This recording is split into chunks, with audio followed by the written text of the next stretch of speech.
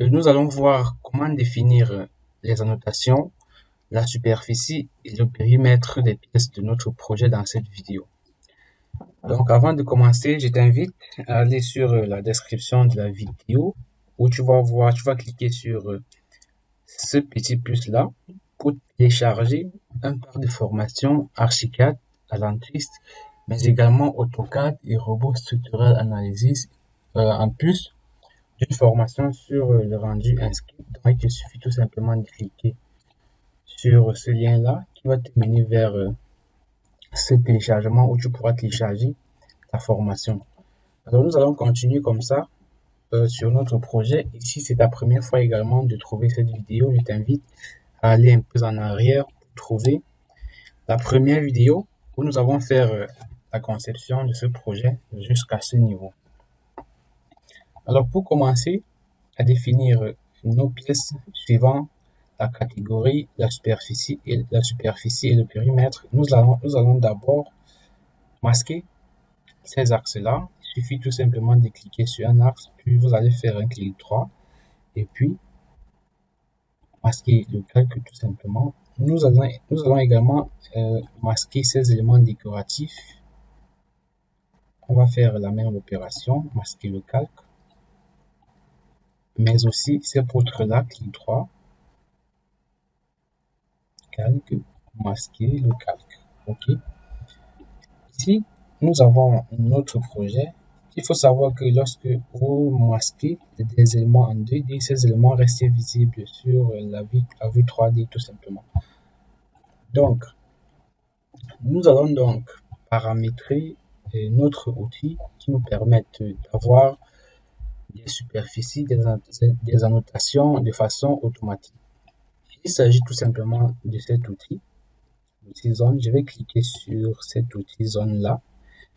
Et la première des choses à savoir, c'est que nous sommes en train de dessiner ce plan à l'échelle 1 sur 100. C'est important pour définir les zones. Alors, nous allons donc commencer par exemple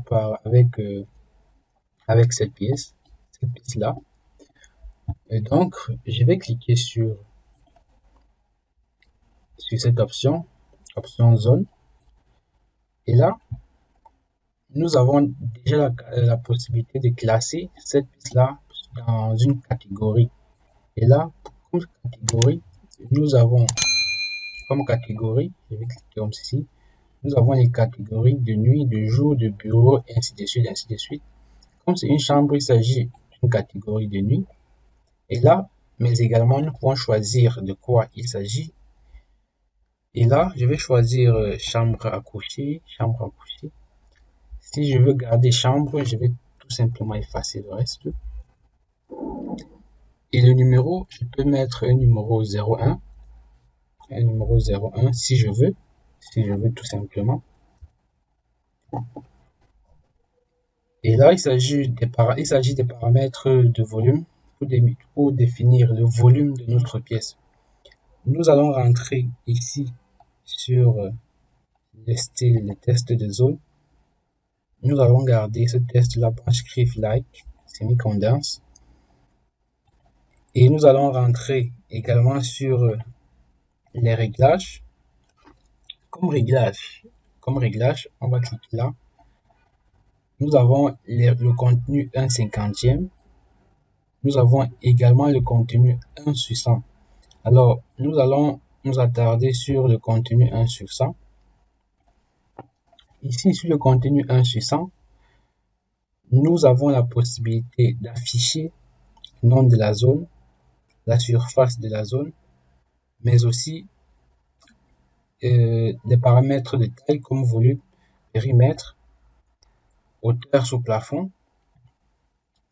Là, nous pouvons également rajouter d'autres éléments comme le numéro de la zone. Il s'agit du numéro 01 que nous avons essayé de paramétrer à la fin. Mais nous pouvons également supprimer ce numéro-là pour garder le nom de la zone, la surface de la zone, ainsi de suite. Il y a plusieurs paramètres que vous pouvez rajouter comme ceci, comme vous pouvez le voir. Et là, nous allons rentrer sur les finitions des hauteurs. Là, par exemple, comme il s'agit d'une chambre, les finitions de sol, nous allons utiliser tout simplement le carrelage. Pour les finitions de mur, nous allons utiliser la peinture. Pour les finitions du plafond, comme il s'agit du rez-de-chaussée, nous allons utiliser tout simplement le plâtre sous plafond. Ensuite, nous allons cliquer également ici pour choisir, pour paramétrer les surfaces et les volumes. Alors, pour ce tuto, nous allons choisir d'afficher la surface. Vous serez ici sur la surface calculée, mais nous allons choisir de afficher la surface mesurée et le périmètre de la pièce simplement. Nous allons revenir ici sur le texte personnalisé. Alors, nous n'allons pas utiliser le texte personnalisé. On va rentrer directement sur le style de texte. Ici, nous allons choisir toujours le style de texte que nous souhaitons. Nous allons prendre un autre style, Barlow. Nous allons choisir ce style-là et nous allons le mettre en gras avec une taille de 2,50, légèrement plus que de 2,5, légèrement plus que le périmètre et la superficie. Alors nous pouvons choisir d'aligner, de centrer, bien sûr, tous ces éléments-là, comme ceci. OK. Ensuite, nous allons faire OK. Et nous allons revenir tout simplement dessiner, faire le contour de notre zone. Alors, nous allons utiliser cette option de géométrie. Je vais revenir cliquer là. Je vais cliquer là. Ensuite, je vais venir fermer le contour ici. Ce manteau va apparaître, puis je vais cliquer à l'intérieur. Et là, comme vous pouvez le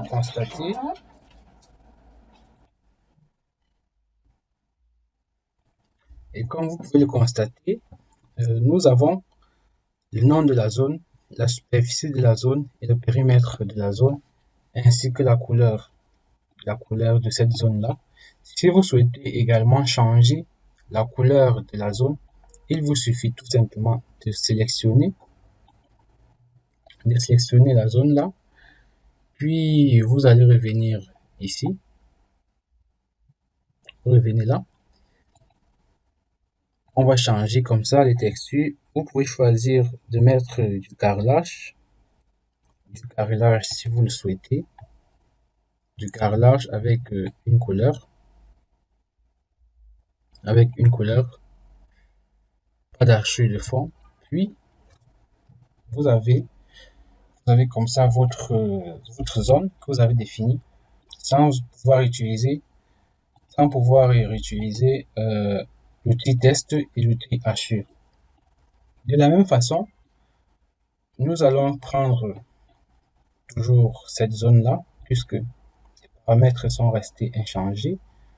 Et nous allons voir une autre option. Si vous souhaitez tout simplement afficher le nom de la zone et la superficie. Alors, lorsque je clique là, si je vais changer des pièces, par exemple, si je veux mettre la séjour, je veux mettre là, par exemple, le WC, je vais définir ça comme étant un WC. Je reviens là, je vais cliquer ici et ici. Puis, je vais cliquer là à l'intérieur. Et là, j'ai mon WC avec son périmètre.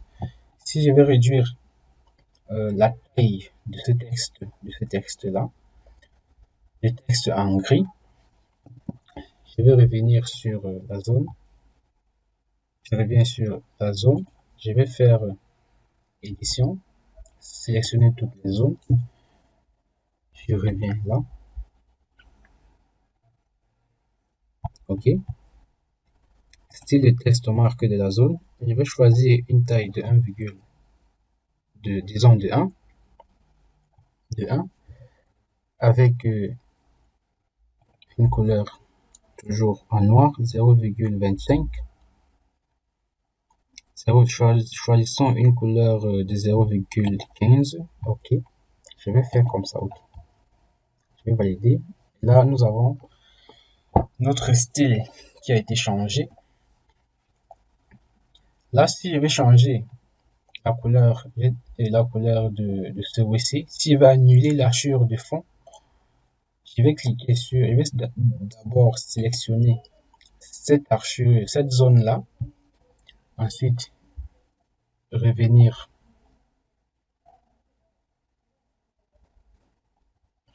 ici sur l'option archure, puis je vais revenir sur le plan, je vais cliquer là et je vais utiliser les hachures de surface comme ceci. Et là, tout simplement, j'ai mon texte. Nous allons comme ça définir aussi le garage. Donc, vous venez sur archure, tout simplement, archure, échappe, archure. On va cliquer sur non, nous n'avons plus besoin de revenir sur ça. Je vais cliquer ici. Il s'agit d'un garage.